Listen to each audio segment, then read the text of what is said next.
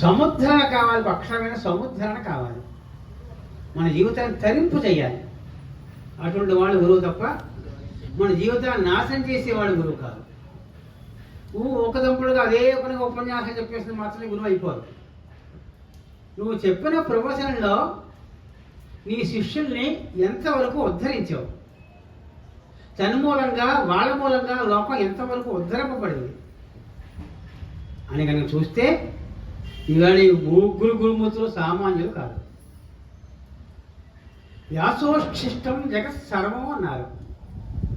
వ్యాస భగవాను లేకపోతే మన బ్రతుకులు లేవు, మన బ్రతుకులు లేవు. ఇవాళ ఎంత హాయిగా ఉన్నాము అంటే ఆ మహానుభావుడు భిక్ష. భారత భాగవతాన్ని, అష్టాదశ పురాణాల్ని, బ్రహ్మసూత్రాల్ని, ఆ మహానుభావుడు వేదాల్ని మనకు అనుగ్రహించాడు స్వామి.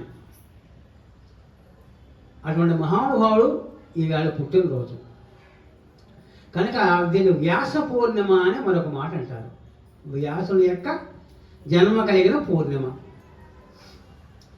అయితే మరి శంకర భగవత్పాదులు పూజ చేసేటండి అంటారేమో, ఆయన శిష్యుడే శంకర భగవత్పాదులు. వ్యాస భగవానుడు సాక్షాత్తు శ్రీహరి సాక్షాత్ ఆ విష్ణుమూర్తి అవతారం అయితే, శంకరుల వారు సాక్షాత్తు ఈశ్వరుడు యొక్క అవతారం. కనుక శివకేశవులు వాళ్ళిద్దరు.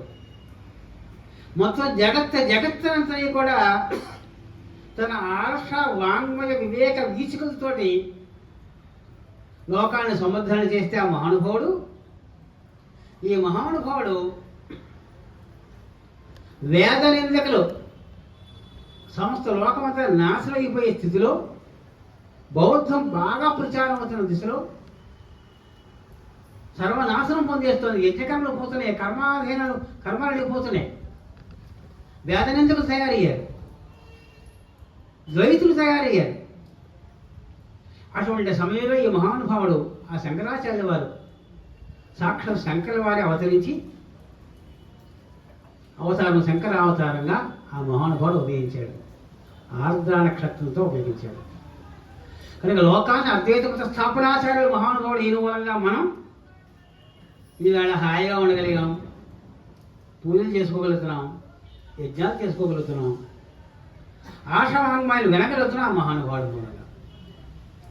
ఇంకా మన ఈ సంస్థకి, ఈ సంస్థను స్థాపించిన మన మూలగురు పూజ్యశ్రీ పరిపూర్ణానంద సరస్వతి స్వామి వారు. వారు కూడా దేశాల్లో చాలా చోట్ల దశ దిశలా ఇంచుమించుగా, ఈ మధ్య అంటే రాజకీయాల్లోకి వెళ్ళబోయారు, కానీ మంచి ప్రవచనంతో 40,000 50,000 మంది వచ్చేవారు. హైదరాబాద్లో ప్రవచనం వింటే మాట్లాడేం కాదు, ఫిల్ డ్రాప్ ఫైనాన్స్ వినేవారు. ఇప్పుడు సుబ్రహ్మణ్య వేదాలను విన్నాం కదా మనం, పుష్కరాల్లో ప్రారంభించారు కదా. ఎవరైతే తన జ్ఞాన వీచికలను నలుగురికి పంచి వాళ్ళని సన్మార్గాలు నడిపిస్తారో వాళ్ళు మన గురువులు. అందుకనే నారాయణ సమారంభం, సాక్షాత్ నారాయణ స్వరూపుడు వ్యాసుల వారు, శంకరాచార్య మధ్యమాం రెండవ తరం అయింది, అశ్వదాచార్య పర్యంతం. మన ఈ గురు పరంపర, ఈ సత్సంగాల మూలకారకులు మన పరిపూర్ణానంద సరస్వతి స్వామి వారు. అది వందే గురు పరంపరా. ఈ విధంగా మనం ముగ్గురు మూర్తుల్ని పెట్టుకుని వేళ చేసాం. ఈ సంవత్సరం నేను ఊళ్ళో లేను అనుకుంటాను. 2-3 ఏళ్ళగా ఆదివారం రావట్లేదు మనకు, అదొకటి. క్రితం సంవత్సరం జరిగిందా? ఏమన్నానా? ఆదివారం వస్తేనే మనం చేసుకుంటాం కదా, అదో ఎవరు రారు కదా. జ్ఞానం గారు చేయించాను. కనుక ఈ గురుత్రయాన్ని ఇవాళ మనం పూజ చేసుకున్నాం. మనం అస్తమానం వ్యాస భగవాన్ గురించి చెప్పుకుంటున్నాం, పరిపూర్ణానంద సరస్వతి గురించి మనకి ఎప్పుడు. ఇవాళ శంకరాచార్య వారు మొన్న ప్రారంభం చేశాం కదా, శంకర చరిత్ర, ఏదో గురు చరిత్ర, ఆ మహానుభావుల గురించి చెప్పుకుందాం. ఆయన పుట్టడానికి కారణం చెప్పాను కదా, బౌద్ధం బాగా వ్యాపించింది. బౌద్ధం ఎవరు? బుద్ధావతారం ఎవరు? మాయాకృష్ణుడు, ఆయనే మహామాయ. లోకంలో త్రిపురాసులు బయలుదేరి 6 కాలాలను యజ్ఞయాగాలు చేయడం మొదలెట్టారు. 6 కాలాల్లోనూ షడ్పూజ దురంధరులు వాళ్ళు. 6 కాలాలు, రోజుకు 6 సార్లు లేకుండా రాత్రంగా పగలక వాళ్ళ పురాణంలో వేదాలు చదువుతూనే ఉంటారు. మహానిష్ఠా గరిష్ఠులు, వాళ్ళకి చావు లేకుండా పోయింది. ఎవరైతే పరమాత్మ నిరంతరం పూజ చేస్తూ ఉంటారో వాళ్ళకి చావు పుష్పం అవుతూ ఉంటుంది. నిరంతరం కష్టాలు కూడా వచ్చి తొలగిపోతుంటాయి. చాలా ఆశ్చర్యకరమైన సంఘటన మీకే చదువుతూ ఉంటాయి. నేను కాక మొన్న తిరుపతి వెళ్ళాం. ఆవిడ ఆధార్ కార్డు కూడా నాకు ఇచ్చారు. అక్కడే నా దగ్గర ఆధార్ కార్డు ఉంది అన్నాను. తిరుపతికి వెళ్ళడానికి, పైకి వెళ్ళడానికి కారు ఎక్కువ సమయం ఎందుకైనా ముందు ఆధార్ కార్డు చూశాను. నాది ఉంది 2 ఆధార్ కార్డు, మా దోస్తది ఆవిడ కాదు. పైకి ఆధార్ కార్డు పట్టుకెళ్ళిపోతే టికెట్ ఉన్నారు, లోపలికి వెళ్ళినాడు. నాకు మళ్ళీ చూడాలని నిరూపించిందంటారు. పరమాత్మ లేల కదా. నిరంతరం ఆ పరమాత్మ నమ్ముకున్న వాళ్ళకి ఆయన అన్యాయం చేస్తాడా? ఎంతో ప్రేమగా భక్తితో ఆయన దగ్గర వెళదామనుకుంటే ఖచ్చితంగా ఏదో మార్గం చూపెడతాడు. ఇలాగా పరమాత్మ నిత్యం నమ్ముకున్న వాడికి ఖచ్చితంగా ఆపద వచ్చి తొలగిపోతుంది. పెద్ద కష్టం లేకుండా తొలగిపోతుంది. అందుకని ఆ పరమాత్మను చూపించేవాడు ఎవరు? సద్గురు. సద్గురు. ఇప్పుడు ఆ సద్గురుత్వం లోపించింది. ఎందుకని? వాళ్ళు త్రిపురాసురులు వాళ్ళ గురువుడు అయిపోయారు లోకానికి. త్రిపురాసుర మహర్షి చెప్పుకొని ఒకసారి కథ. వాళ్ళని అపమార్గం పట్టిస్తే తప్ప, అంటే పూజాదిగా వాళ్ళు మానేస్తే తప్ప వాళ్ళకి చావలేదు. వాళ్ళకి చావు ఉంటే తప్ప దేవతలకి సృష్టి స్థితి లేదు. ఇంక దేవతలకి ఎవరు యజ్ఞాలు ఇవ్వటం లేదు, ఆహుతులు ఇవ్వటం లేదు. త్రిపురాసులకి ఇచ్చేస్తాడు యజ్ఞాలు, ఆహుతులన్నీ కూడా. ఇది పరిస్థితి. మరి అది కాదు, న్యాయం కాదు కదా. ఎవరికి ఏది ఇవ్వాలో సక్రమంగా జరగాలి కదా. అందుకని దేవతలందరూ ప్రాణం వేసి విష్ణుమూర్తి ప్రార్థన చేయగా ఆయనే బుద్ధుడుగా అవతరించాడు. హరిహన్ అంటారు ఆయన. ఆ బుద్ధావతార లక్షణం ఏమిటంటే అందరి పట్ల ప్రేమ కలిగి ఉండి చాలు, అహింస కలిగి ఉండి చాలు. ఈ వేదాలు యజ్ఞాలు కర్మ ట్రాస్ట్ తీసేయి. యజ్ఞంలో డబ్బాలు నెయ్యి పోస్తారా? ఎవరు తిన్నట్లు? హాయిగా 100 మందికి భోజనం పెట్టేది అని వైదిక కర్మల్ని నాశనం చేయడం మొదలెట్టారు వాళ్ళు. వేదం అంటే వేదం ఎందుకు తయారయ్యారు? యాగాలు నిందించడం మొదలెట్టారు. శుద్ధ వేస్ట్ యాగాలు చేయడం. ఓ పశువుని చంపేస్తారా? మీకు మోక్షం వస్తుందా? అది పోవాలా? నువ్వు బతకాలా? ఎక్కడ న్యాయంగా ఉందా అని యజ్ఞయాగాది కర్మను నిరసన చేయడం మొదలెట్టారు. ఒక విధంగా వైదికాచారం లుప్తమైపోతోంది. ఆ సమయంలో స్వామి భూలోకంలో అయిపోతుంది, ఇంకా మనకి ఎవరికి ఆహుతులు ఎవరు, ఇంకా మనం నిర్జలను కాస్త జల్లు అయిపోతాం, ముసల్మాన్లు అయిపోతాం, ఎలాగంటే అందరూ కలిపి శివపరమాత్మని వేడుకున్నారు. అప్పుడు శివపరమాత్మ సరే మీ అందరి కోసం నేను అవతరిస్తాను, మీ అందరి కోసం అవతరిస్తాను. కాకపోతే నాకంటే ముందు మా అబ్బాయి వెళ్ళి, ఆయన అబ్బాయి ఎవరు? షణ్ముఖుడు, కుమారస్వామి. నేను గణపతి సరే కుమారా నువ్వు వెళ్ళి భూలోకంలో ముందు ఆ బౌద్ధాన్ని తగ్గించి నాశనం చేయి చెప్పాడు. అప్పుడు ఆ కుమారస్వామి కుమారుల భట్టుగా అవతరించాడు. ముందే డ్యూటీ చేయాలి. ముందు మీరు వచ్చి అది ఏర్పాటు చేసేటప్పుడు కదా నీ పూజ చేయడం చేయించడం. అందుకని నేను వచ్చేటప్పటికి మొత్తం వేద మతం అంతా వేదాన్ని నాశనం చేసే వాళ్ళని తగ్గించు, వాడు ప్రభావం తగ్గించు, నీకు ఎలా తగ్గిస్తావు నీ ఇష్టం అన్నాడు. అంటే ఇప్పుడు ఆ రోజుల్లో అందరూ మీరు అవసరించండి, భూలోకంలో అవసరించండి. కుమార నువ్వు కుమారుడు పుట్టు కాదు, ఇంద్ర నువ్వు సుధర మహారాజుగా పుట్టు, బ్రహ్మ నువ్వు మండల మిశ్రుడిగా పుట్టు. ఇలా అందరికీ సరో డ్యూటీ వేసేసాడు. సరస్వతి వెళ్ళు, నువ్వు ఉభయభాషగా పుట్టు, మండల మిశ్రుని భార్యగా పుట్టు. మీరందరూ చేయవలసింది ఏమిటి? అద్వైత మత స్థాపన, వైదిక ధర్మాచార పరంపర, ఇది నిలబెట్టాలి. మనకి 3 మార్గాలు ఉన్నాయండి పరమత చేరుకోవడం కోసం. 3 మార్గాలు ఉన్నాయి. ఒకటి యజ్ఞయాగాది వైదిక మార్గం, కర్మ చేయడం మూలంగా ఒక మార్గం, కర్మ మార్గం. కర్మ మార్గం ఉత్తమా జ్ఞాన మార్గం ఉత్తమా తర్వాత చూద్దాం. కర్మ మార్గం చేత కూడా స్వర్గాది లోకాలను పొందిన వాళ్ళు ఉన్నారు మహానుభావులు. రెండవది ఉపాసనా మార్గం. ఉపాసనా మార్గం వాళ్ళకి యజ్ఞాగాది గతులు అక్కర్లేదు. అలా మంత్రం చేత మంత్రం రామ రామ రామ అనుకుంటూనే ఉంటారు, వాళ్ళకి మోక్షం వస్తుంది. మూడవది అద్వైత మార్గం. సోహం సోహం, ఆయన నేనే, ఆయన నేనే, నేను ఆయనే. పరమాత్మకి తనకి భేదం లేదు సుమా అని అవగాహన తెచ్చుకుని తాను పరమాత్మలో లీనం కాగలిగే అద్వైతాన్ని ఆకలించుకోవడం. ఇలా 3 మార్గాల్లో అయినప్పుడు ఈ 3 మార్గాలు లుప్తం అయిపోయాయి. బౌద్ధం అహంసా పరమో ధర్మ, అంతే. హింస చేయకూడదు. రాత్రి దీపాలు పెట్టుకుంటే పురుగులు చచ్చిపోతాయి, దీపాలు పెట్టుకోకండి.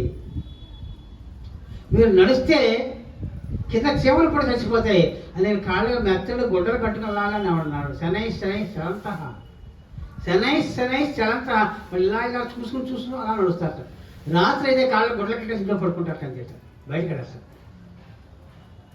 పగలు సంఘం శరణం గచ్చామి, బుద్ధం శరణం గచ్చామి అనే విధంగా పలుకుతూ నోటిలో ఎక్కడైతే దోమలు అవి పడిపోయి చచ్చిపోతాయో అని చేతిలో ప్రతి ఒక్కళ్ళు కూడా గొడ్డ పీలికలు పెట్టుకుని, గొడ్డ పీలికలు కర్ర, ఓ కర్రకి గొడ్డ విసిరికర్ర అనమాట, విసిరికర్ర ఇలా ఇలా అనుకుంటూ బట్టలు ఉతికితే ఎక్కడ రాత్రి మీద మనకు తెలియకుండా ఉండే పురుగులు సేవలు చచ్చిపోతాయని మాసిపోయిన బట్టలే కట్టుకునేమాట. మ్లాన వస్త్ర పరివర్తన, మ్లానం ఎప్పుడు ఏదో బట్టప్పరు, ఇక్కడ ఒకటే బురఖ, కర్రగా తిప్పుకుంటూ ఉంటారు. మా దగ్గర దోమ రాకుండా దోమ రావద్దు నోటి గుడ్డ కట్టేసుకుంటారు. నోటి తెరిచి మాట్లాడితే లోపలికి వెళ్ళిపోతాయి, చచ్చిపోతాయి. నిజమే, హింసా మార్గం వదిలిపెట్టండి, మంచిదే. కానీ దానికోసము వేదం ట్రాష్, వేదకర్మలు ట్రాష్ అనే వేద నిందకులుగా మారడం మొదలెట్టారు. చుట్టే మారిపోతుంది. అందుకోసం శివపరమాత్మ వీళ్ళని ఆదేశించాడు. అదిగో ఆయనే కుమారుడే, కుమారస్వామి కుమారుడు భట్టుగా, భట్టుడు అంటే కుమారుడు భట్టుగా అవతరించాడు. అవతరించి సుధనుడనే రాజు దగ్గరికి వెళ్ళాడు. సుధనుడే రాజు అన్ని మతాలే పాప ఆదరించేవాడు, కానీ ఎక్కువ మంది బౌద్ధులే ఉండేవాడు. ఆయన వివేకవంతులే కానీ ఏది గొప్పదో ఆయనకి తెలియదు. బౌద్ధ మతం గొప్పదా, వైదిక మతం గొప్పదా అనేది ఆయనకి తెలియదు. ఓడించాలి. 2000 మంది అంటే 1900 మంది బౌద్ధులే, ఇంకో 100 మంది మాత్రం మిగిలేదు. ఇది పరిస్థితి. ఎవరు వాదించి ఎవరు గెలవతారు? వాళ్ళని వాదించే వాళ్ళ మతం ఖండించాలి అంటే ఈ కుమారుడు భట్టు వాడు గురువుని ఆశ్రయించాడు. ఎవరు నువ్వు అన్నారు, నేను మీ వాణ్ణి అన్నాడు. నేను చెప్పాను, నిజమే అన్నాడు. వాళ్ళ మతంలో ఉన్న అన్ని రహస్యాలని ఆకలించుకుని వాళ్ళు దూరితే తప్ప వాళ్ళ రహస్యాలు తెలియవు. వాళ్ళ విద్యలని చదువుకొని ఈ సాక్షాత్పారంగా కుమారస్వామి అంటే మాటల వేదాంత విజ్ఞాత.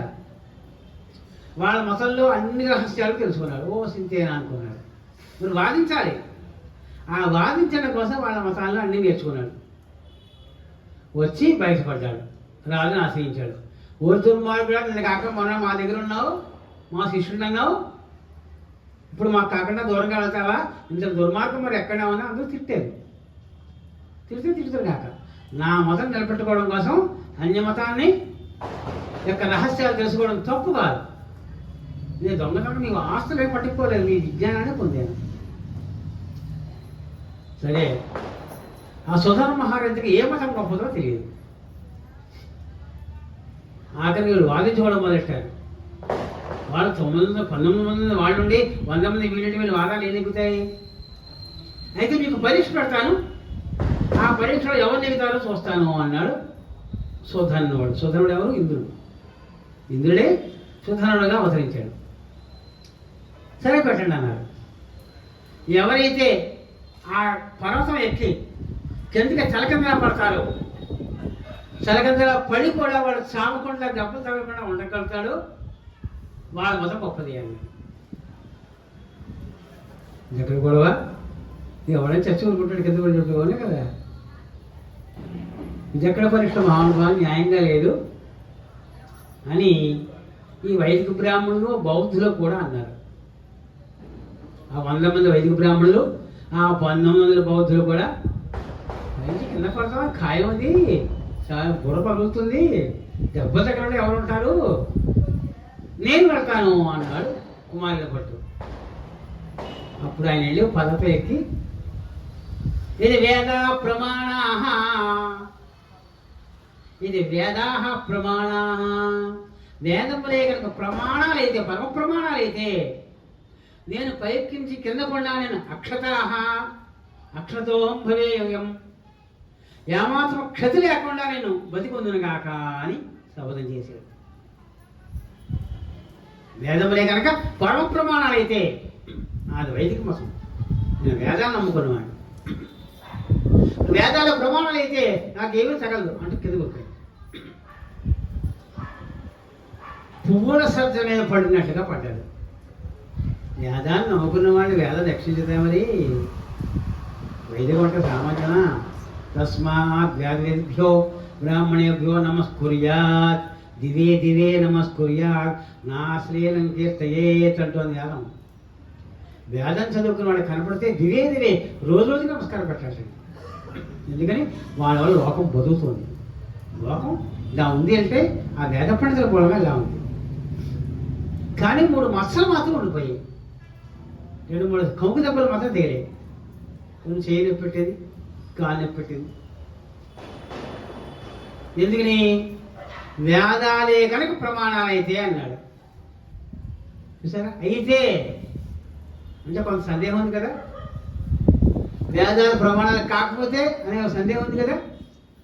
100 పాటు నువ్వు నమ్మలేదు, 99 పాటే నమ్మవు, అందుకోసం ఆ దెబ్బ తగిలింది. ఇది సత్యగిరస్తరిహి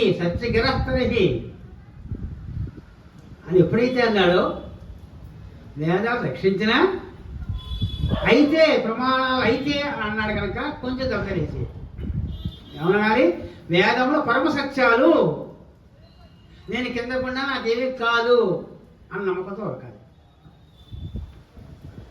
సరే ఊరికాడు, మొత్తం బతికి పట్టకట్టాడు, రాజు సంతోషించాడు. సహబా ఇదిగో ఈ కుమారుడు మతమే గొప్పది అనపోతున్నాడు రాజు. రాజా మహానుభావం ఆగాలన్నాడు. కేవలం ఏదో ఒక పరీక్ష పెట్టేసి ఒకే ఒక్క పరీక్షతోటి మా మతాన్ని ఖండించడం న్యాయంగా ఉందా? ఆయన మతం గొప్పదని చెప్పేసి న్యాయంగా లేదు. ఇంకో పరీక్ష పెట్టండి, అది కూడా మేము ఏం చేయలేకపోతే అప్పుడు మేము ఓడిపోతామన్నారు. ఓడిపోవడం కాదు, ఒకవేళ ఇందులో ఎవరు ఓడిపోయినా మిగతా మతం లేకుండా చేస్తాను, మీకు అభ్యంతరమా అన్నాడు. రాజు కదా, ఇందులో ఎవరు ఓడిపోయినా ఆ ఓడిపోయిన వాళ్ళ మతం నేను లేకుండా చేస్తాను చూసుకోండి అన్నాడు. సరే అలాగే అన్నారు. వెంటనే ఒక పరిసరాలను కాక చెవులతో చెప్పి తీసుకురా అన్నాడు. లోపల నుంచి ఒక కొండ తీసుకొచ్చాడు. దానికి ఒక వాసన కట్టి ఉంది, మూత కట్టి ఉంది. ఈ కొండ లోపల ఏముంది చెప్పండి అన్నారు. వాడు మర్చిపోయింది.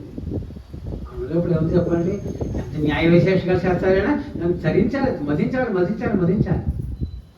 ఏ క్షణంలో ఆ కొండ వచ్చింది, ఏ క్షణంలో దానికి వాసన కట్టాడు, ఏ క్షణంలో ప్రశ్న వేశాడు, ఆ ముహూర్తం ఆ కాలము జాగ్రత్తగా లెక్కలు కట్టి దాన్ని ఎలా తలుచుకుంటూ వెళ్ళి అప్పుడు దాని ఆన్సర్ చెప్పాలి.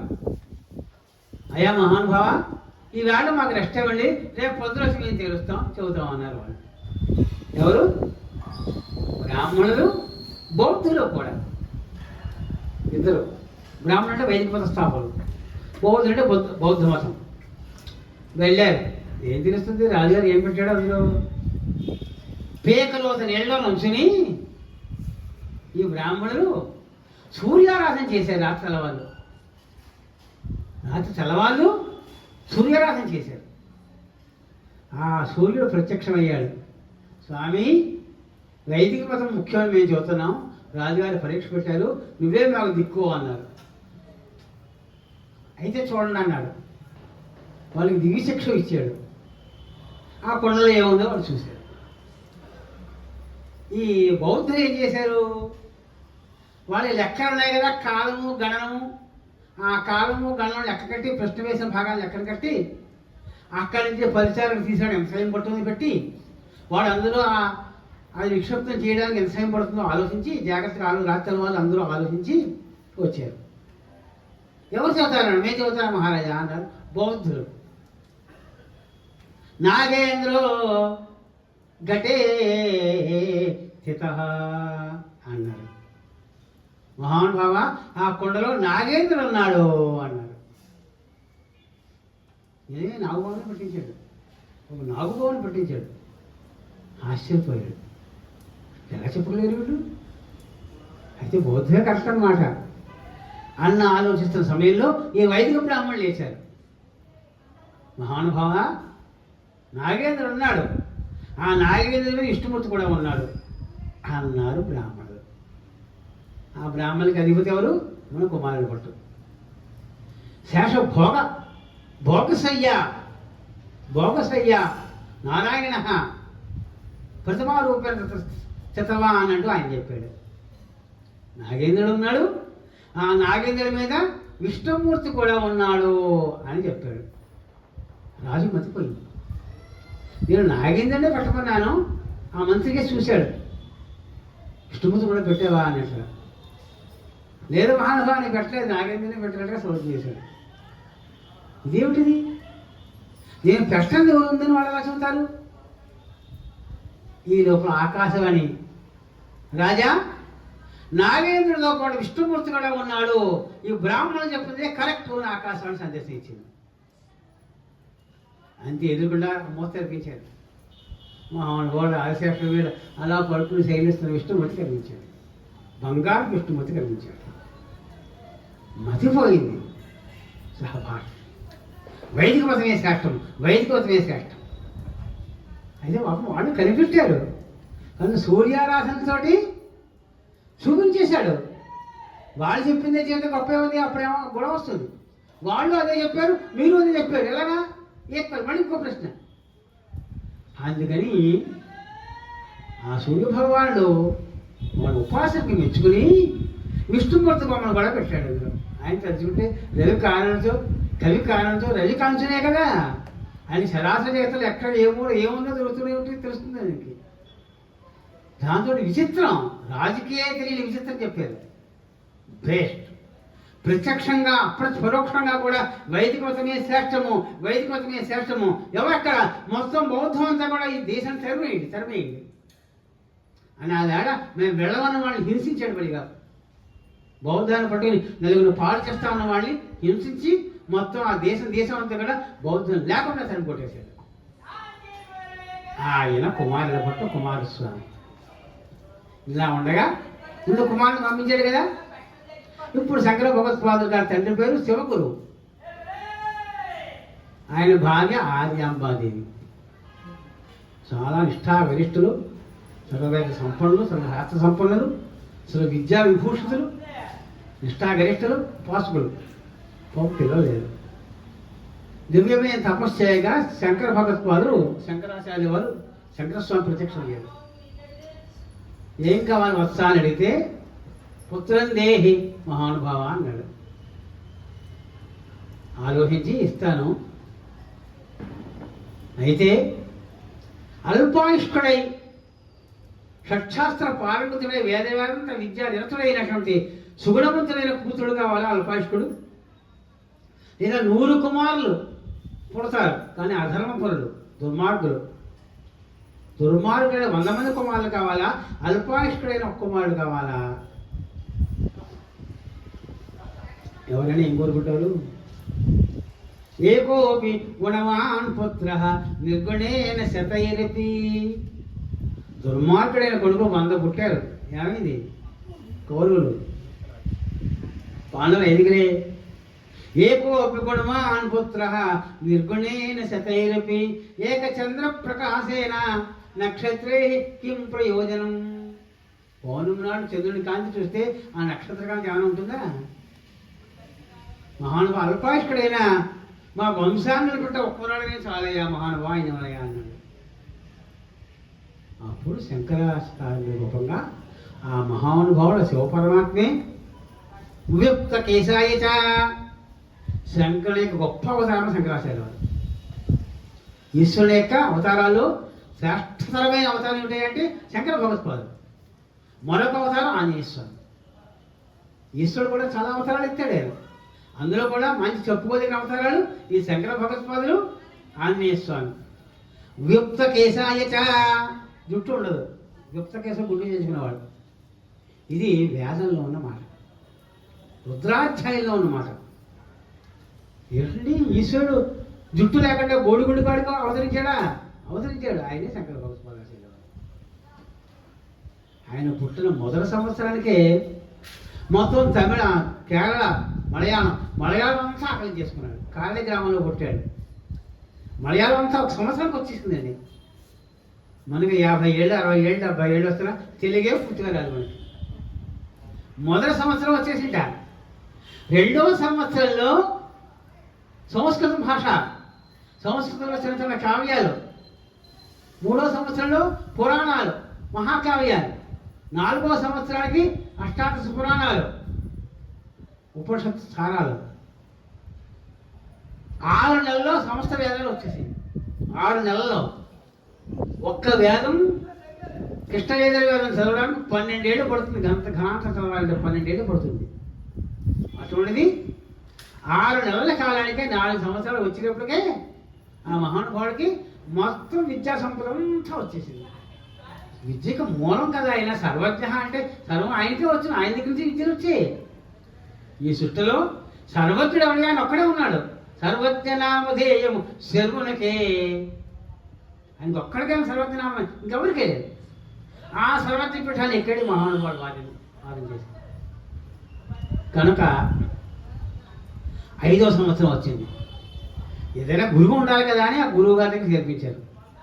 ఆ గురువు గారు మంత్రాలు చదువుతూ ఆయన మంత్రాలు వైదిక రుక్కుల్ని పొరపాటు చదువుతున్నారు, తప్పు చదువుతున్నారు. గురువు గారు ఇలా ఉంటే బాగుంటుందని, ఇది న్యాయం అండి అని గురువు గారిని సరిదిద్దడం మొదలెట్టాడు. ఓరి బాబు, ఈ కుర్రాడు నాకు నేర్పుతున్నాడయ్యా బాబు, వీడికి నేనేం చెబుతాను, నేను చెప్పలేనయ్యా, నాకే తప్పులు దిద్దుతున్నాడు. అదేమిటే షడంగాలు చదువుతున్నాడు. షడంగాలు శాస్త్ర ప్రమాణాలతో వేదం ఇలాగే ఉండాలి, ఇదే వేదం అని నిరూపణ చేస్తున్నాడు. ఈ శాస్త్రాలు ఎప్పుడు చదువుకున్నాడు, ఈ దర్శనాలు ఎప్పుడు చదువుకున్నాడు, నాకు అర్థం కావట్లేదయ్యా. అబ్బో, మన కుర్రాడు చాలా గట్టిగడే ఒడుగు చేద్దాం అనుకున్నాడు పాపం. మామూలుగా 8 సంవత్సరాలు చేస్తాడు, రాజుకైతే 12 దాటకూడదు. ఇలాగా చేద్దాం సమయం పాపం ఆకస్మికంగా అతనికి ఏదో జబ్బు చేసి తల్లి చనిపోయాడు. పాపం 5వ ఏటే పాపం నిర్జనకుడైపోయాడు శంకర భగవత్పాదుల వారు. అప్పుడు వాళ్ళని వీళ్ళని పట్టుకున్న పాపం ఆర్యాంబదేవి కొంచెం జ్ఞాతులు వాళ్ళు ఉంటే వాళ్ళతో ఒడుగు చేయించింది, ఉపనయన దీక్ష చేయించింది. చేయించిన విద్యాభ్యాసానికి పంపించాలి ఎక్కడికైనా. ఆయనని ఇప్పుడు పంపించింది విద్యాభ్యాసానికి. ఆ విద్యాభ్యాసానికి వస్తున్న సమయంలో గోవింద భగవత్పాదులు అయితే మీకు సరిగ్గా ఉంటారయ్యా, ఆయన దగ్గరికి వెళ్ళండి. ఇంతకీ ఈ గోవింద భగవత్పాదుల వారు ఎవరు? కుమారుల గురించి ఎవరో చెప్పుకున్నాం కదా. ఈ గోవింద భగవత్పాదుల గారు పతంజలి అవతారం. పతంజలి పాణిని కాత్యాయన పతంజలి అంటాం కదా. వ్యాకరణం, యోగశాస్త్రం, ఆయుర్వేద శాస్త్రం రాశాడు మహానుభావుడు పతంజలి. ఆ పతంజలి ఆ మహానుభావుడు సామాన్యుడు కాదు. యోగశాస్త్రం రాశాడు, యోగ సూత్రాలు, ఆయుర్వేద శాస్త్రం రాశాడు, వ్యాకరణ శాస్త్రం రాశాడు, భాష్యం. పాణి గారు అసలు వ్యాకరణ శాస్త్రం భాష్యం రాశాడు ఆయన. ఆ పతంజలి వాళ్ళ గురువు గారికి చదువుకున్నాడు. మొత్తం వ్యాకరణ శాస్త్రం 9 రోజులు చదువుకున్నాడండి. 9 రోజుల్లో 9 రోజుల్లో సౌద్యాపరిచయం కూడా అవ్వదు. మేము వ్యాకరణం చదువుకోవడానికి 2 ఏళ్ళకి 2 ఏళ్ళకి అలా మొత్తం 5 ఏళ్ళకి మొత్తం వ్యాకరణ శాస్త్రం అదే కొంత భాగం సగం పైగా చదువుకున్నాం.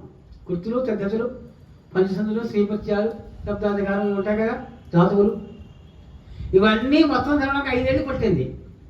అంటే పీరియడ్ కదా, బర్బంధం పీరియడ్, ఇష్టం ఇలా ఉంటాయి కదా. 9 రోజులు నాకు వ్యాకరణ శాస్త్రం అతి త్వరగా నేర్పేవాళ్ళు ఎవరు ఉన్నాయని వెతగ్గా ఎవరు లేరు. ఆ ఊళ్ళో మర్రి చెట్టు బ్రహ్మరాక్షసుడు ఉన్నాడు, వాడు చెబుతాడు నన్ను. బ్రహ్మరాక్షసు వీడు బ్రహ్మరాక్షసుడు ఎందుకు చేయడం? చదువుకున్నవాడు, బాగా చదువుకున్నవాడు బ్రహ్మరాక్షసుడే పుడతాడు తెలుసిన. ఎవరికి ఏమి చెప్పకపోతే, ఎవరికి ఏం చెప్పకుండా నా విద్య నా దగ్గరే పెట్టుకుని దాచుకుంటే, ఎవరికి పంచిపెట్టుకుంటే ఎవరైతే విద్యను దాచుకుంటాడో అడిగిన వాడికి కూడా చెప్పడం, వాడికి ఖచ్చితంగా నెక్స్ట్ జన్మ బ్రహ్మరాక్షసు. వాడికి ఆ జన్మ పోవాలి అంటే తప్పకుండా ఎవరికైనా బోధ చెయ్యాలి. పట్టుకున్నాడు, వెళ్ళాడు, మింగేస్తాడు, మింగాడు, వచ్చి గట్టిగా పట్టేస్తున్నాడు. మహానుభావం, మిమ్మల్ని గురువుగా భావించి వచ్చాను, మింగేస్తే మింగేయండి, నాకు విద్య నేర్పుతాను, మీ దగ్గరికి వచ్చాను. అమ్మాయి విద్య నేర్పుతా అని అన్నాడు, వచ్చాడు. విద్య కనుక చెబితే ఈ బ్రహ్మరాక్షసు పుట్టుకుపోతుంది. వెనకడికి భోజరాజు గారి పేరు విన్నారా? ఆయన సరదాగా ఇల్లు కట్టుకున్నాడండి, మంచి ఇల్లు కట్టుకున్నాడు. 1000 మంది పట్టేలాగా పెద్ద సభ, లీలాగృహం అంటారు దాన్ని, లీలాగృహం. ఆ పండితులు గోష్ఠి, వాళ్ళ పోటీలు, ఆ లీలాగృహం కట్టించుకున్నాడు. అయితే ముహూర్తం కుదరక 1 నెల పోస్ట్ పోన్ చేయవలసి వచ్చింది, గృహప్రవేశ ముహూర్తం. ఎప్పుడు ఇల్లు కట్టుకుంటే ఎంత త్వరగా ముహూర్తం దొరికితే అంత త్వరగా పెట్టేసుకోవాలి. లేటుగా ముహూర్తం పెట్టుకుంటే వచ్చే నష్టం ఏంటో తెలిసిన, భూతప్రాతాలు ప్రవేశిస్తాయి. అందులో భూతప్రాత పిశాచాలు ప్రవేశిస్తాయి. కొత్త ఇల్లు అంటే ఎవరికైనా ఆ నవనవలాడతారు మొక్కను చూస్తే గొంగళీపురం వెంటనే పట్టేస్తుంది. ఆ అబ్బాయి ఎంత చెట్టో ఎన్ని కాయలు కాసాయో అన్నాడు మహానుభావుడు. పొడగట్టులో ఒక ఆయన వాడి పేరు వదిలేండి. ఇప్పుడు చిక్కుడుపాదు చూశాక, చిక్కుడుపాదు అంటే కనీసం 20 కేజీలు పేరు. చిక్కుడుకాయ కాస్త అలా గుర్తులు ఆగిపోతుంది. అయ్యి బాబు చిక్కుడుకాయ అన్నాడు. వారం రోజులు తిరగడం చిక్కుడుపాదు వంటలు ఎండిపోయింది, మమ్మల్ని శుభ్రంగా ఎండిపోయింది. అలాగా మంచి ఏదైనా ఉంటే దానికి చేరతాయి బ్రహ్మరాక్షసులు, చేరతారు. ఓ బ్రహ్మరాక్షసుడు ప్రవేశించాడు అందులో. ఆ ముహూర్తం పెట్టడం కోసం వీళ్ళు చూసి వాస్తు దోషం ఏమైనా ఉందా అని చూడడం కోసం బ్రాహ్మణులు వెళ్తుంటే రాత్రి వెళ్ళిన వాళ్ళు వెళ్ళినట్టు మింగేస్తున్నాడు, తినేస్తున్నాడు. బ్రహ్మరాక్షసుడుగా శుభ్రంగా తినేస్తున్నాడు. వెళ్ళేవాడు రావడం లేదు. దాంతో ఓహో ఎవరు కూడా రాత్రి వేళ ఆ నూతన భవనంలోకి వెళ్ళొద్దు సుమా అని చాటింపు చేశాడు. ఎవరు? భోజి మహారాజు. పతంజలి దగ్గర వెళ్ళకండి, భోజి కథలో కదా, భోజి మహారాజు ఇంత ఖరీదైన ఇల్లు కట్టుకున్నానే, ఎక్కడ? కృష్ణకొండలో అందులో మహోన్నతమైన కొండ కట్టుకున్నానే, మంచి బిల్డింగ్ కట్టుకున్నానే, అందులో ప్రవేశ యోగ్యమే లేకుండా పోతుంది ఎలాగా బాబు అనుకుని బాధపడుతున్న సమయంలో కాళిదాసు గారు వచ్చారు. ఏమిటి మహానుభావ చింతగా ఉన్నారు, విచారంగా ఉన్నారు అని అడిగాడు. ఇదయ్యా పరిస్థితి స్వామి. అప్పుడే కొత్తగా చేరాడు పదవిలో, ఆస్థానంలో. నేను వెళ్ళి ఆ బ్రహ్మరాక్ష చదివేస్తాను. ఇలాంటి వాళ్ళు ఈ శాసనం వచ్చారు, మహామహా పండితులు, మంత్రశాస్త్రవేత్తలు, మంత్రేక జీవనులు వచ్చి వాళ్ళు ఏం చేయలేకపోయారు. వాడు మంత్రశాస్త్రం అధ్యయనం చేసిన వాడి ముందు ఈ ప్రపంచంలో ఎవరు నిలవలేదు. నువ్వు అసలు పసి కుర్రాడుగా ఉన్నావు మూల, నువ్వు వెళ్ళొద్దు నాయన. ఇది కాళీవరప్రసాద్. ఈయన కాళీవరప్రసాద్ కాళిదాస్ అంటే మరేం పర్వాలేదు మహానుభావ, మీరు ఆ బెంగ పెట్టుకోకండి, నేను ఈ దెబ్బతోటి మీరు ఆ బాధ లేకుండా చేస్తానన్నాడు. ఊరు వాళ్ళ వాకపు చేశారు. ఈ కాళిదాసు ఫలానా రోజులు వెళ్తాను అన్నాడు. ఊరు వాళ్ళ వాకపు చేస్తే ఆ బిల్డింగ్ దగ్గర నుంచి లోపల నుంచి శ్లోకాలు, పద్యాలు వినపడుతున్నాయి, వ్యాకరణ సూత్రాలు వినపడుతున్నాయి, అనేక శాస్త్రాలు అలా ఉట్టంకిస్తున్నాడు. ఓహో, ఈ బ్రహ్మరాక్షసు బాగా పండితుడు, శ్లోకరచన ఉన్నవాడు అనమాట. ఈయన మహాపండితుడు కదా, కానీ పాండిత్యంతో ఈయన గెలవాలి, కవిత్వంతో ఈయన గెలవాలి అనుకున్నాడు. సాయంకాలం 6 ప్రవేశించాడు. బాబు మా పూజ లేదు, తర్వాత మీ ఇష్టం అని అందరూ వెళ్ళిపోయారు. రాజు పాపం ఇష్టం లేకుండానే పంపించాడు. ఆ లోపలికి వెళ్ళేదాకా ఎవరో అంటూ వచ్చాడు బ్రహ్మరాకు మహాభయంకరంగా. మహాత్మను నమస్కార అన్నాడు. కాష్టాంగ నమస్కారం చేశాడు. చాలా చేసి తెలియనివాడు కదా. మహాత్మ మహానుభావ వేదాంత విజ్ఞాతులు, మీరు శాస్త్రజ్ఞులు, షడంగ దర్శనం కలవారు, అనేక శాస్త్రాలు అవలోకనం చేసిన వారు, నాయకు మీద అనేక శాస్త్రాలు ఉన్నాయి, శ్లోకదర్శనం చేస్తారు మీరు, మహానుభావ మీలాంటి మహాప్రద దర్శనం చేసుకోవడానికి వచ్చాను అని సాష్టాంగ నమస్కారం చేశాడు. ఎవడైనా ఆయన చూస్తే గడగడిపోయేవారు, ప్రాణాలు వదిలేసేవారు. ప్రాణాలు వదిలేసిన సమయంలో వాడు పట్టుకు తినేసేవాడు. ఈయన భయపడకుండా కాళ్ళ మీద పడ్డాడు. ఓహో ఈ కుర్రాడు బాగానే ఉన్నాడే, అయితే వీడు పాండిత్యాన్ని పరీక్షిద్దాం అనుకున్నాడు. అయితే నేను దత్తపది ఇస్తాను, పూర్తి చేస్తావా అన్నాడు. అవధానంలో దత్తపదులు ఉంటాయి. ఓ పదం ఇస్తారు, ఆ పదం అందులో ఎవడదో పట్టాను, అయినా పూర్ణం చేయాలి. అలాగే అన్నాడు.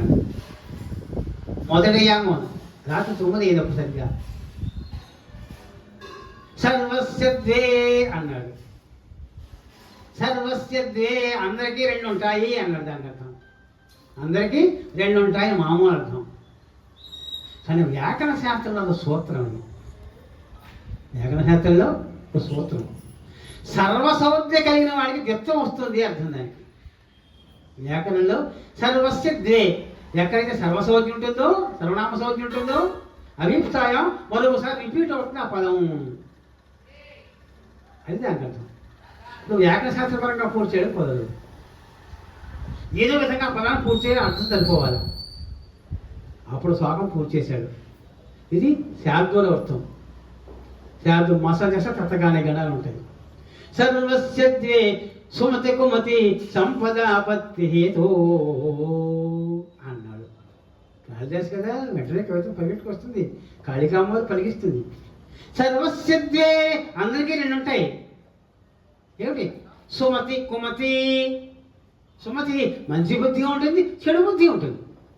మీ అందరికీ, మనందరికీ కూడా చెడు బుద్ధి ఉంటుంది, మంచి బుద్ధి ఉంటుంది. చెడు బుద్ధి ఎవడో ఉండడు, ఉంటాడు.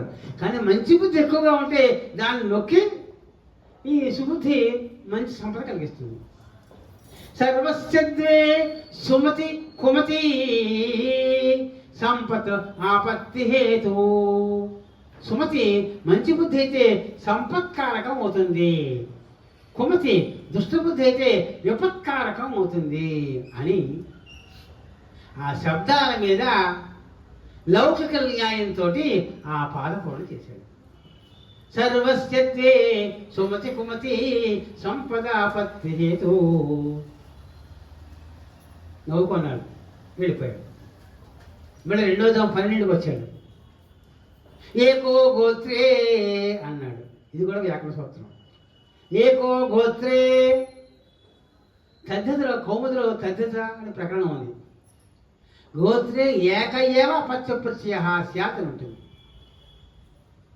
గోత్రాపత్యం చెప్పినప్పుడు ఒక్కడే ఉంటుంది అపత్యప్రత్యయం, యువాపత్యప్రత్యయం రాదు. గోత్రాపత్యప్రత్యంతో ఆ పదం ఏర్పడుతుంది. దాని సూత్రానికి అర్థం, వ్యాకరణ సూత్రం అర్థం తెలియాలి, ఆ లౌకికంగా సమన్వయం చేయాలి. ఏమన్నాడు? ఏకో గోత్రే అన్నాడు. దానికి సమాధానం చెప్పాడు. ఏకో గోత్రే భవతి విమలః సర్వస్య ద్వే సుమతి కుమతి సంపదాపత్తి హేతు. ఏకో గోత్రే ప్రభవతి పుమాన్ య కుటుంబం విభక్తి అన్నాడు. గోత్రంలో ఒక్కరున్నా చాలండి, ఒక్కడు పుడితే చాలండి. ఎంతమంది పిల్లలు పుట్టినా ఒక్క మహాత్ముడు పుడితే ఆ గోత్రం తాలూకు ప్రభావాన్ని అన్నకి కీర్తి ప్రతిష్టలు పెంచుతాడు.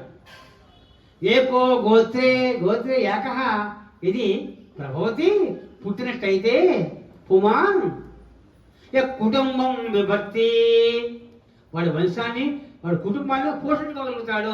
ఒక్కడున్నా చాలా అక్కడికి అని గృహస్థాశ్రమ ధర్మంగా ఆ సమస్యను పూర్తి చేశాడు. బాగానే ఉంది. మళ్ళీ 3ంటికి వచ్చాడు. అదే కూర్చున్నాడు ఈయన. వృద్ధో యోనా అన్నాడు. వృద్ధో యోనా, ఇది కూడా వ్యాకరణ శాస్త్రానికి సంబంధించింది.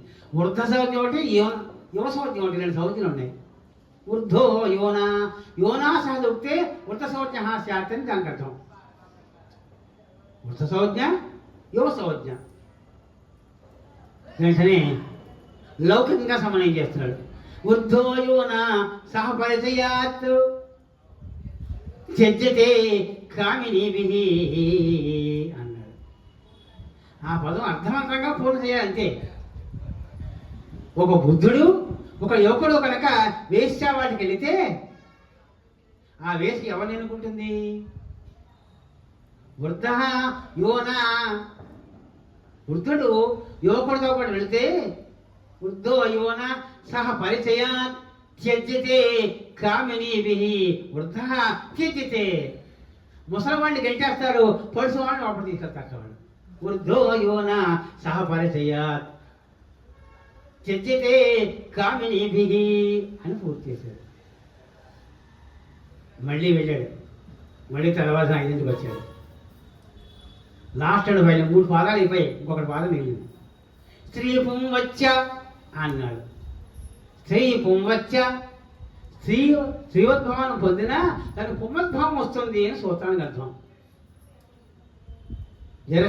జరతీచ చిత్రాచ అనుకో, జరతీ స్త్రీరంగం, కానీ పుమద్భావం వచ్చి జరచిత్రబహు అవుతుంది, జరచిత్ర అవుతుంది. పుమద్భావం వచ్చి ఇది వ్యాకరణ సూత్రానికి అర్థం. ఇది పూరించారు. స్త్రీ పుంవచ్చ ప్రభవతి కుమాన్ తద్ధిగేహం వినష్టి అన్నాడు. ఏ ఇంట్లో అయితే స్త్రీ పురుషుల్లాగా ఉంటుందో, భగవాన్ని కూర్చోబెట్టి తానే ఇంటిలో పాతి పెత్తనం చెల్లిస్తుందో, భగవాన్ని తృణీకరించి తానే మొత్తం పెత్తనం అంతా చెల్లిస్తుందో, ఆ గేహం నష్టం కాక తప్పదు. శ్రీబుద్ధ ప్రళయాంతక ఆవిడ శాస్త్రజ్ఞానం ఉండదు, దాంతో తొందరపడి చర్య చేసుకుంటుంది, దాంతో కుటుంబ నాశనం అయిపోతుంది. చెప్పలేం.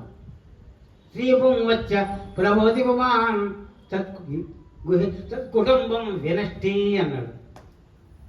బెస్ట్ సాధు బాగా పూరించావు. ఏం కావాలి కోరుకోవాలి? సంపలేదు, మిగలేదు, ఏం కావాలి కోరుకున్నాడు. మహాత్మా, మీరు నా ఆయన దయిస్తే మీరు గృహాన్ని విడిచిపెట్టి మీరు ఎక్కడికైనా దయచేయండి అన్నాడు. సరేనయ్యా, ఇప్పుడు నీకు నాకు మధ్య సంవాదం, నీకు విద్య ఉపదేశం చేసినట్టు అయింది. నాకు సగం బ్రహ్మరాక్ష పుట్టుకుపోయింది. మిగతాది కూడా ఎవరికైనా నేర్పుకుని నేను మిగతా శాపం కూడా పోగొట్టుకుంటాను అని చెప్పి వెళ్ళిపోయాడు. హాయిగా భోజ మహారాజు గృహప్రవేశం చేశాడు. నా వ్యాకరణ శాస్త్రం నిధి ఎవరయ్యా అంటే పతంజలి మహర్షి. ఆయనకి శాస్త్రం నేర్పంటే ఆ బ్రహ్మరక్షసు మొత్తం వ్యాకరణ శాస్త్రం అంతా నేర్పేస్తాను, నువ్వు రాత్రి మాత్రం నాకు కనపడడానికి వీల్లేదు, పగలే నేర్చుకో, రాత్రి నాకు కనపడడానికి వీల్లేదు. ఎందుకంటే రాత్రి కనపడి తినేస్తాడు, దూరంగా వెళ్ళిపో, ఆకలేస్తుంది కదా పాపం, మరి బుద్ధి చెడిపోతుంది. అలాగే అన్నాడు.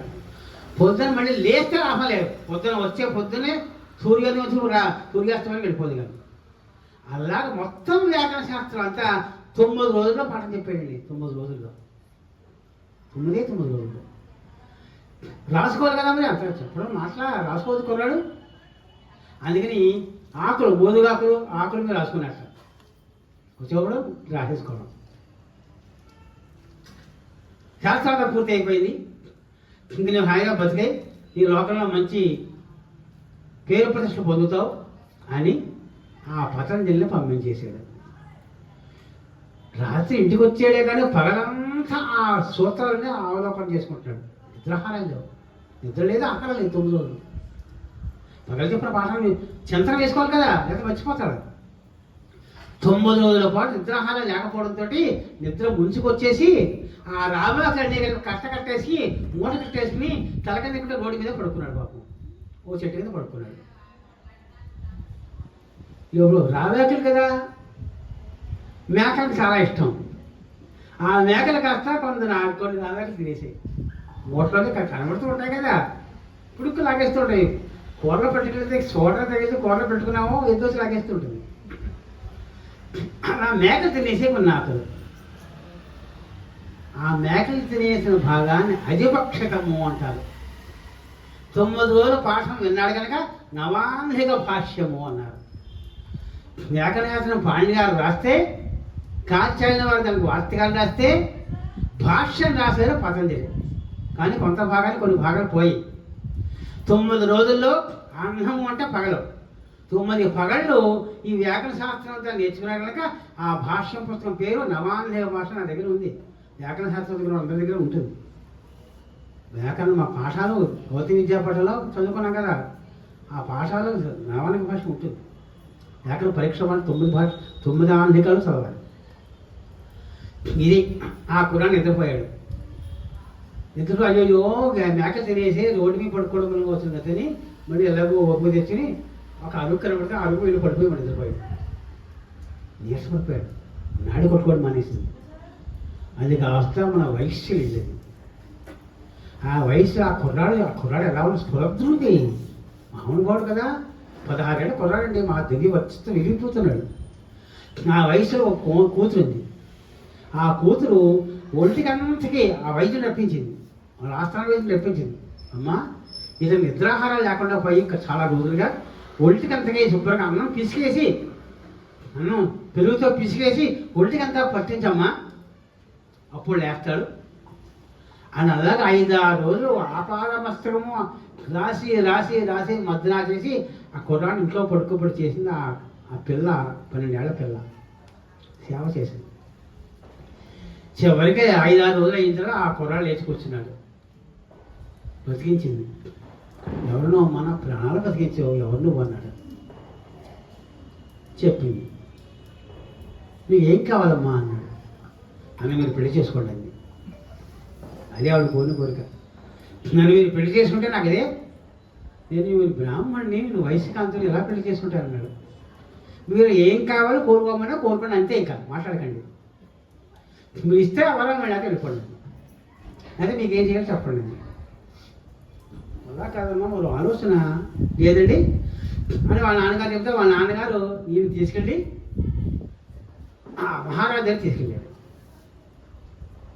ఆ మహారాజు వారు అంత దూరంలో ఈ కుర్రాడు చూస్తే ఆ జగద్దగలాడిపోతున్నాడు కుర్రాడు. అబ్బా ఇంత అందమైన కుర్రాడు ఎక్కడ దొరికాడు అయింది, తీసుకొస్తున్నాడు. ఇతను నా కూతుర్ని ఇచ్చి పెళ్లి చేస్తే బాగుండు అనుకున్నాడు మహారాజు గారు. చంద్రవర్మ మహారాజు. ఈ కుర్రాడి పేరు చంద్రవర్మ. అసలు ఆ రాజుగారు చంద్రసేన మహారాజు, ఈయన పేరు చంద్రశర్మ. భలే బాగున్నాడు కుర్రాడు. వెనకలాడిపోతుంది. మన్మధులు 100 మన్మధుల్ని సారం తీసి పిండి తయారు చేస్తే కుర్రాడు తయారీలో ఉన్నాడు. ఎవరబ్బా నా కూతురి నుంచి పెళ్లి చేస్తే అరుగుళ్ళ ఉన్నాడు అనుకున్నాడు. అదే సమయంలో రాజపురోహితుడు ఉన్నాడు. ఇది చూస్తే బ్రహ్మోత్సవం కొట్లాడుతోంది, నా కూతురి నుంచి పెళ్లి చేస్తే బాగుంటుంది, రాజుగారికి చెప్పాలి అనుకుంటున్నాడు. సరే వయసు కానీ సరే ఇది పరిస్థితి. మహారాజు ఇది జరిగింది. ఈయన పెళ్లి చేసుకొని అంటున్నాడు. ఏం మహానుభా అని అడిగితే, మరి డైరెక్ట్గా వయసు కాదు నేను పెళ్లి చేసుకోకూడదు, శాస్త్రం ఏం చెప్తుంది అంటే అగ్రవర్ణాంతో అలా కంటిన్యూగా రావాలి, అప్పుడు చేసుకోవాల్సిన శాస్త్రం చెబుతుంది. అయితే నా కూతురి నుంచి పెళ్లి చేస్తా, నీకు అభ్యంతరమా? కోమట్ల కంటే రాజు కొంచెం సెకండ్ స్టేజ్ కదా, నా కూతురి నుంచి పెళ్లి చేస్తాను అగ్రవర్ణం. నేను బ్రాహ్మణుడు కనుక ముందు బ్రాహ్మణకాంతని పెళ్ళాడిన తర్వాత క్షత్రకాంతిని, తర్వాత వైశ్యకాంతిని అన్నాడు. చిన్నప్పుడు సేనాధిపతి వచ్చాడు. మహానుభావ మా పిల్లలు కూడా వచ్చి పెళ్లి చేస్తానన్నాడు. ఆ కుర్రాన్ని చూడండి ఎంత విశ్వాసపడిపోతున్నాడు. మొత్తం మీద నలుగురిని పెళ్ళాడడానికి ఒప్పందం అయింది. ఆ రాజపురోహిత బ్రహ్మగారు ఉన్నారు కదా, ఆ బ్రహ్మగారి కూతురు ఇచ్చి పెళ్లి చేశాడు. ఆయనకి 4 పిల్లలు పుట్టారు. వరరుచి, విక్రమార్కుడు, భట్టి, భర్తృహరి. వరరుచి బ్రాహ్మణకాంతికి పుట్టాడు. విక్రమార్కుడు క్షత్రియకాంతికి పుట్టాడు. భర్తృహరి శూద్రకాంతికి పుట్టాడు. భట్టి వైశ్యకాంతికి పుట్టాడు. ఈ 4 సరిసమానంగా తన విద్యాధర్మాన్ని ప్రకటించాడు. మహానుభావ నేను దేశాన్ని బట్టి వెళ్తాను, ఈ కుమారుని వెళ్ళి వదిలేసి ఆయన వెళ్ళిపోయి ఆయన పతంజలి మహర్షి. ఈ పతంజలి మహర్షి సన్యాస దీక్ష తీసుకుని గోవింద భగవత్పాదాచార్యులుగా తయారయ్యాడు. మరి ఎంత విద్య ఉందో చూడండి.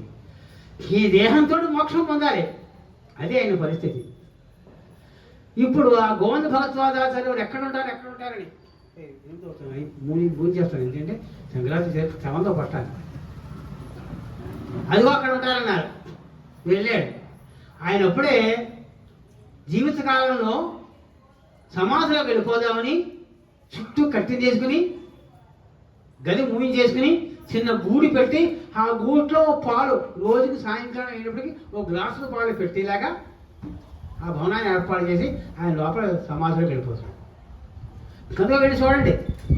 కానీ ఆయన శిష్యులు మా గురువు గారు చనిపోతున్నారు, ఇప్పుడు వచ్చారు మీరు, అదో అక్కడ ఉన్నారు, మేమేం చూడలేకపోతున్నాం, మీరు చూడగలిగితే చూడండి ఆక్షేపం చేశారు.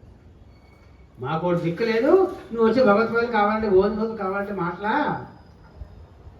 అయితే నేను వెళ్తాను అన్నాడు. ఎలా వెళ్తావు? ప్రదేశంతో మాత్రం ఈ జాయింట్ ఉంది, మా అయితే ఇంత ఉంది ఆ కన్నం, ఈ 6,000 విగ్రహం ఆ కన్నంలో వెళ్తాడా? సాధ్యమా? శంకర భగవత్పాదులకు సాధ్యం. కానీ పరమశివ అవతారం కదండి, వాయు రూపాన్ని ధరించి లోపలికి వెళ్ళిపోయాడు. ఎప్పుడైతే పరమేశ్వరుడు అవతారం మాటలా, పరమేశ్వరుడు అవతారం ఆ పతంజలిలో ఆదిశేషుని అవతారం, పతంజలి మహర్షి ఆదిశేషుని అవతారం, సర్వవిద్యా స్వరూపుడు. సాక్షాత్తు పరమేశ్వర దగ్గరికి రావడంతో ఆయన కళ్ళు తెరిచాడు. ఒకసారి కష్టం అన్నాడు. అప్పుడు చెప్పాడండి, నా భూమి నతో నతేజో నవాయు నఖన్నేంద్రియం నతేషాం సమూహ అనేకాంతకత్వ స్వరూపేక సిద్ధ తదేకో వశిష్ట శివ కేవలోహం తదేకో వశిష్ట శివ కేవలోహం అన్నాడు. ఎవరిని అంటే మనం ఏం చేస్తాం? మా నాన్నగారు శివగురుడు, మా అమ్మ ఆర్యాంబ, నా పేరు శంకరుడు అంటారు అని చెబుతాడు. అలా చెబితే పో అంటాడు అంతే. నేను నువ్వు శిష్యుడిగా చేరడం కోసం వచ్చాను. ఆ వచ్చినప్పుడు ఎలా చెప్పాలి? సరైన క్వాలిఫికేషన్ ఉందా లేదా? యోగ దీక్ష పొంది, వైరాగ్య దీక్ష పొంది పరమాత్మ సాహిత్యాన్ని పొందాలంటే మాట నేను సన్నా సూర్యప్రకాశాలు చెబితే లాభం లేదు. నా భూమి, నేను భూమిని కాదు. పరమాత్మ గురించి ఎవరైనా చెప్పగలరా? మానసిక వచ్చరా వాక్కులకు అందడు మహానుభావుడు. ఎన్ని గుణాలు వర్ణించి వర్ణించి వర్ణించి వేదాలు ఇంకా వర్ణించలేక సిగ్గుబడి వెనక్కి వచ్చేసేట. మేము పరమాత్మ వర్ణిస్తాను ముందుకెళ్ళాట. వేదాలు పరమాత్మ మేము వర్ణిస్తామని ముందుకెళ్ళాట. అప్రాప్య మనసా సహా, మనస్సుతో కూడా వర్ణించలేకపోయాట. అది పరమాత్మ. వేదాలు కూడా అందరు మహానుభావుడు. ఆ మానస గోచర వాక్కు చేతి కానీ మనస్సు చేతి కానీ అందడు. నేను అంతే. ఏం మాట్లాడి ఆ పరమాత్మ అందడు, నేను అందరం చెబుతున్నాడు. అంటే నేను పరమాత్మనే, సోహం. ఆ పరమాత్మే ఈ జీవాత్మ.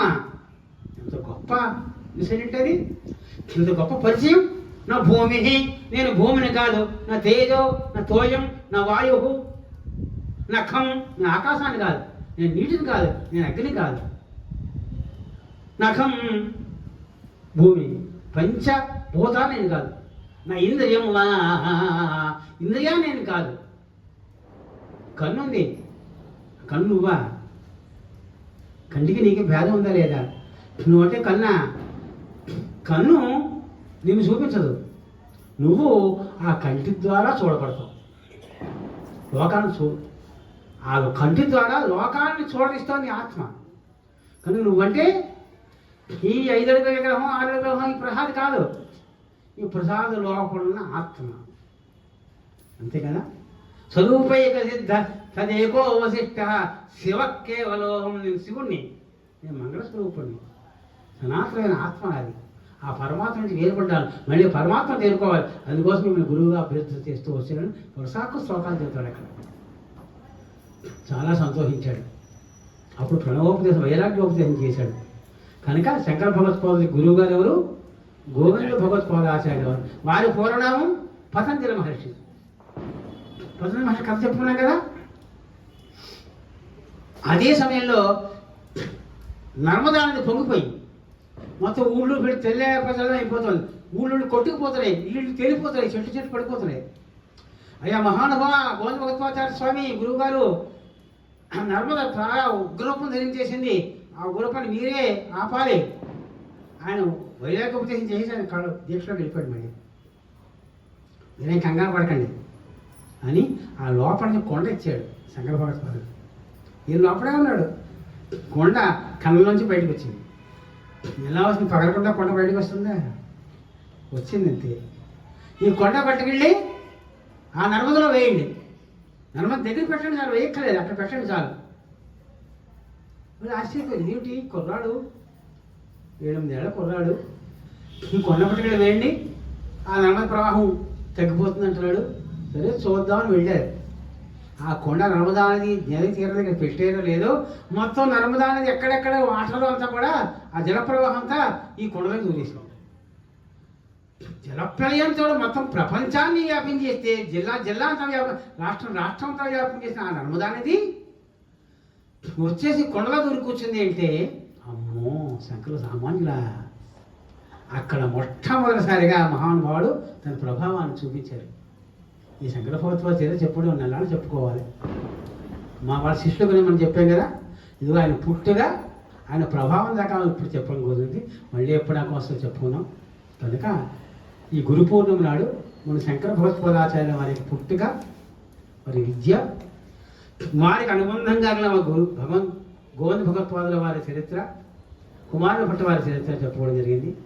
ఆ తర్వాత శిష్యుడు ఏర్పడతాడు, రాజ్యవంతం పర్యటన చేస్తాడు, అద్వైత మత స్థాపన చేస్తాడు, మండల మిశ్రుని గెలుస్తాడు. అనేక విశేషాలు ఏమాత్రం పుస్తకం ఉంటుంది శంకర విజయం, అంత పుస్తకం ఉంటుంది. కనుక ఈవేళ గురు పూర్ణిమ, ఈ గురు పూజోత్సవానికి సందర్భంగా ఆ మహానుభావుని స్మరణ చేస్తున్నాం.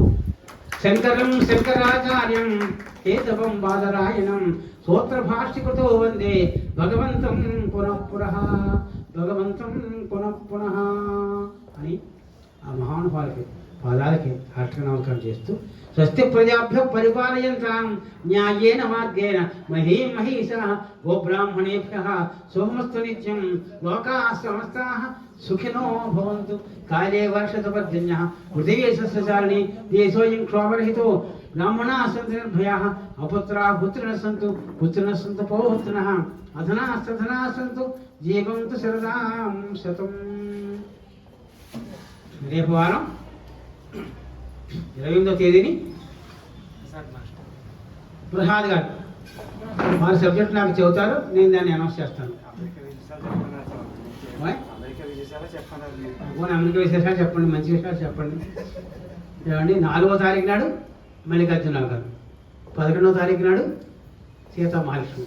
మళ్ళీ సబ్జెక్ట్ నాకు చెబితే నేను పెడతానేమో. స్వస్తి. గురు విష్ణు గురుదేవో మహేశ్వర గురు సాక్షాత్ పరం బ్రహ్మ తస్మై శ్రీ గురవే నమః. మహాదేవమణి గారి పాదపద్మాలకి నమస్కరించుకుంటూ, మరి సత్సంగీకులందరికీ కూడా ఈరోజు గురు పౌర్ణమి శుభాకాంక్షలు తెలియజేసుకుంటూ, మనకి ఏదైనా ఒక కష్టం కలిగితే మనం ఎవరికి చెప్పుకుంటే కష్టాలు తొలుగుతాయి అనేటువంటి విషయంలో, మామూలుగా ఏదైనా కష్టం జరిగినప్పుడు బ్రహ్మకి చెప్పుకుంటే బ్రహ్మ నాకు కాదు విష్ణువు చెప్పుకోమంటాడు, విష్ణువు నాకు కాదు శివుడికి చెప్పుకోమంటాడు. శివుడు ఈ ముగ్గురు కాదంటే ఎవరిని మనం దరిచేరాలంటే గురువుని దరిచేరాలంట. అటువంటి గురు రూపంలో ఈరోజు మనకున్నటువంటి ఏదైతే బాంధవ్యాలు ఉన్నాయో దాని గురించి మనం ఇంట్లో ఎంత ఇబ్బంది పడుతున్నప్పటికీ కూడా ఒక ఆదివారం వస్తే ఒక సత్సంగం నాడు, ముఖ్యంగా ఇటువంటి గురు పౌర్ణమి నాడు మన గురువు గారు మహాదేవమణి గారి ద్వారా మనం చాలా విజ్ఞానాన్ని పొందుతూ, మరి వారికి గురు పౌర్ణమి సందర్భంగా మనందరి తరఫున నమస్కారాలు తెలియజేసుకోవడం తప్ప అంతకు మించి మనం ఏం చేయలేం. ఎందుకంటే ఎన్నో విషయాలు మనకి తత్వదర్శన సత్సంగం అనేటువంటి బుక్కే ఒక భగవద్గీత, అదే ఒక భాగవతం, అదే ఒక రామాయణం.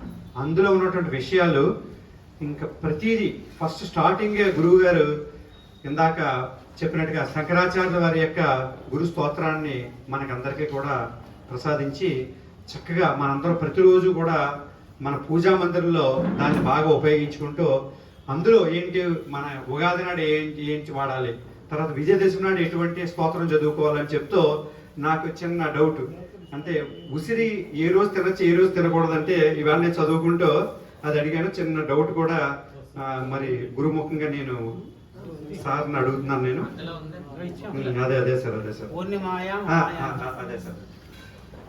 అదేంటంటే ఉసిరికాయ తినకూడని సమయాలు అని చెప్పేసి అన్నారు. పూర్ణిమాయం అంటే పౌర్ణమి నాడు, అంటే ఈ రోజు తినకూడదు.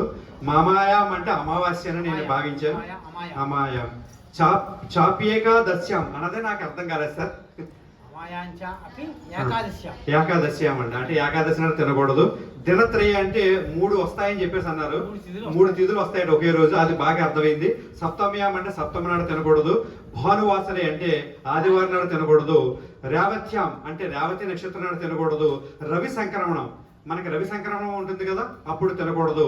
అలాగే రౌద్రేచ వర్ధతే అంటే రాత్రి సమయంలో తినకూడదని చాలా చక్కగా మనకి ఒక పుస్తకం అన్ని రకాలుగా మనకి ఆరోగ్య రహస్యాలు కూడా తెలియజేసింది. నాకు ఈ డౌట్ ఉదయం నేను గురు పౌర్ణమి సందర్భంగా పూజ చేసుకుంటే ఇది చదువుకుంటే నాకు ఇది డౌట్ వచ్చింది.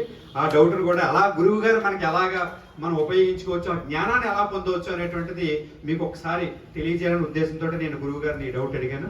ఆయన సంపూర్ణంగా తెలియజేసినందుకు ధన్యవాదాలు తెలియజేసుకుంటూ, ఇదే కాదు ఎన్నో విషయాలు మనకు తెలియనటువంటి ఎన్నో విషయాలు ఇవాళ చేసిన సబ్జెక్టు మనకి 10-15 సంవత్సరాల సత్సంగంలోని ఇటువంటి మంచి సబ్జెక్ట్ ఎప్పుడు మనకు రాలేదు. అటువంటి కొత్త విషయాన్ని చెప్పి మళ్ళీ ఉత్సాహాన్ని, ఆయన వయసు పెరుగుతూనే కూడా మనందరిని పిల్లలుగా చూసుకుంటూ ఎంతో గంటసేపు కూడా ఎంత ఓపిక వచ్చిందో మరి గురువు గారికి, అంత ఓపికతో కూడా మనకి ఎంతో బాగా చెప్పారు.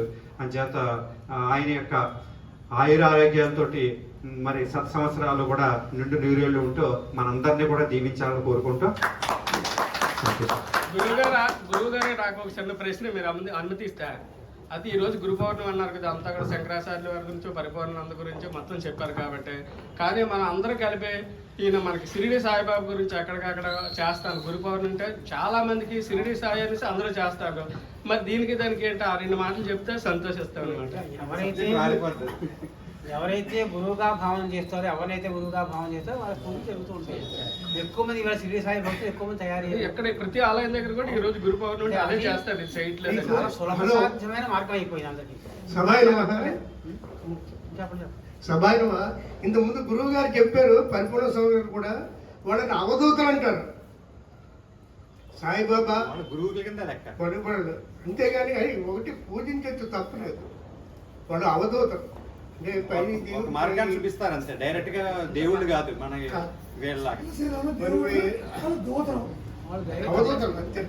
విస్తృతంగా అదే చేస్తాను ఈ రోజు.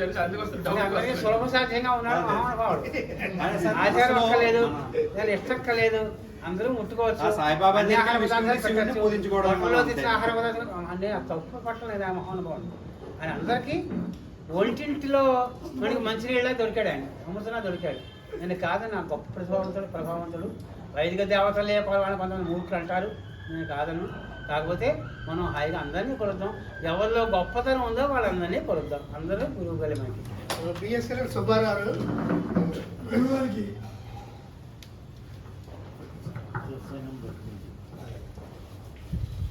మిమ్మల్ని నేను అడిగారండి, పక్కనండి అప్పుడప్పుడు వస్తున్నారని చెప్తాం. మీరు ప్రత్యేకించి